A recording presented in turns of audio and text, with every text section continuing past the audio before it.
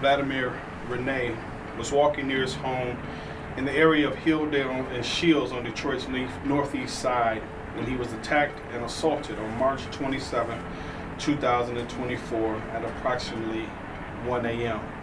On April 1st, Vladimir succumbed to his injuries he sustained in the assault. Help his family and the Detroit Police Department identify the person responsible for the assault. He was 45 years old. Today, his sister is here to tell his story and to let the murderer know who they took away from him. I got a phone call early in the morning of March 27th stating that my brother had been brought to Detroit receiving and that he had been unconscious and laying in the street.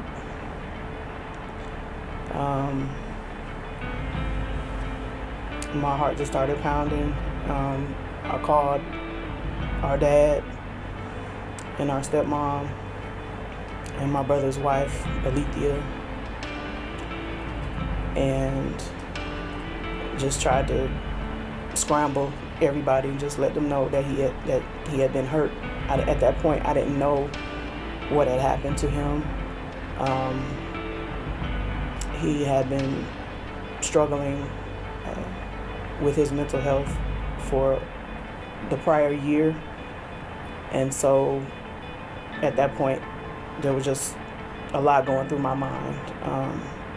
I thought maybe he was hit by a car or anything. It was a number of scenarios going through my mind. My husband and I, we got on the plane, we flew to Detroit, we went to the hospital, and I saw my brother laying there, and he was beat up. He was beat up pretty bad. It looked like it could have been a car crash. My cousins had informed us.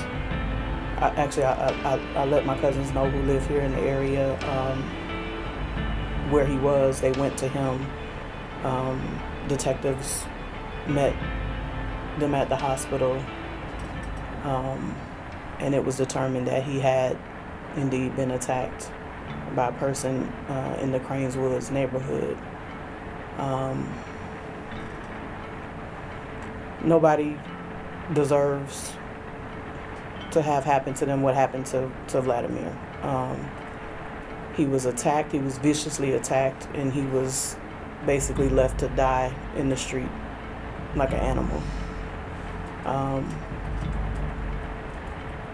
He was a husband, a father to 2 boys. Of course, an older brother. There's 4 siblings. He was the oldest.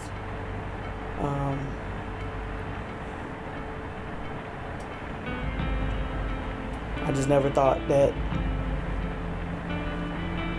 I would have to, be the one responsible to basically bury my brother. My brother, he was a disabled veteran, an Army veteran, infantry. As I said earlier, he struggled with mental health, but he was not a person who was violent or dangerous.